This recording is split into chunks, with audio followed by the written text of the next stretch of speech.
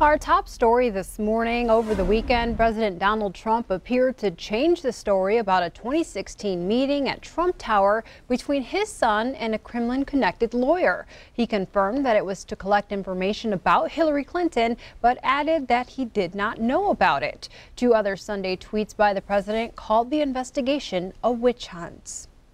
At least 91 people were killed after a powerful earthquake struck Indonesia on Sunday. It was the second quake to strike in a week. Hundreds are injured and thousands of homes have been destroyed. Evacuees are now sleeping outside and in tents. 5 people are dead after a plane crashed outside of Los Angeles in the city of Santa Ana. But as CBS News correspondent Laura Podesta reports, the death toll could have been much higher. Video of Sunday's plane crash in Orange County, California shows a small plane in pieces in the middle of a parking lot. All 5 people on board the Cessna 414 were killed. I saw the plane come around and I realized it was going to probably come down, and then I thought, okay, maybe they're going to John Wayne. And it just banked, it turned, and just came straight down. The Federal Aviation Administration says the pilot declared an emergency before crashing about a mile from John Wayne Airport. This dashcam video captures the image of the plane nose-diving to the ground. It ended up hitting an empty parked car outside a Staples store and a CVS pharmacy. Fortunately, that person was inside the store shopping at the time of impact. Fire Captain Tony Bomarito said the fact no one on the ground was killed was nothing short of a miracle. I don't know anything about what this pilot did or what he was thinking, but it could have been much more tragic. Investigators are still trying to determine what caused the plane to crash. Laura Podesta, CBS News, New York. And the plane is registered to a San Francisco-based real estate company, according to an FFA database. A phone call to the company, which is called Category 3, was not immediately returned.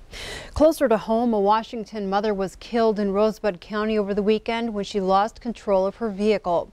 44-year-old Michelle Bradford was driving east on I-94 Saturday evening with her 2 children. The SUV was west of Forsyth when it entered the median sideways, causing it to roll multiple times and came to rest on its top. One child was taken to the Primary Children's Hospital in Salt Lake, and the other child was uninjured.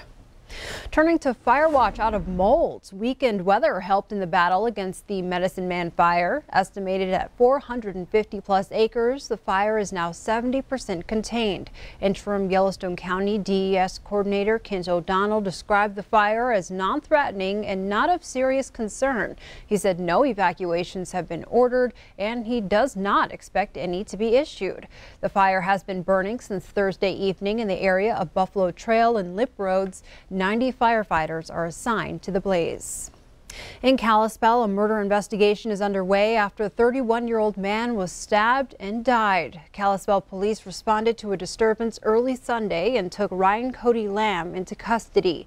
Lamb is behind bars and faces 1 charge of deliberate homicide. The victim's name is not being released pending family notification. The department plans on releasing more details sometime this week.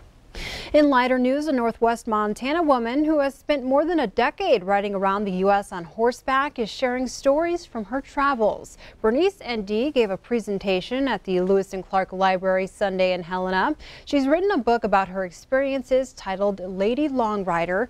In 2005, N.D. first decided to ride from her home in Lincoln County to New Mexico over 2,000 miles. She says it was difficult, but she fell in love with it. Since then, she and her horses have covered more than 30,000 miles. I'm doing back roads, small towns. I'm riding in and out of rural America. And it's not like I'm traveling by car. You ride, you're open, you're exposed to everybody, and everybody's smile, and everybody's welcoming, and you share the stories, and you pass on the goodness, and you keep going. This year, Indy has done shorter rides in France and along the Mexican border. Her next ride will be about 1,000 miles along the East Coast. In other news, Montana's own CrossFit team finished 15th out of 40 teams worldwide in the CrossFit Games Championships. They competed in Madison, Wisconsin for 5 days, wrapping up on Sunday. Yuri Hansen, Mac Unruh, Ashley Schaefer, and Hope Cicero make up the only team to ever qualify and travel to the games from Montana.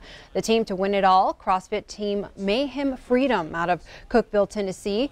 They won by a landslide and were the back-to-back 2015-2016 Affiliate Cup Championship team. It's the third time they've won in 4 years.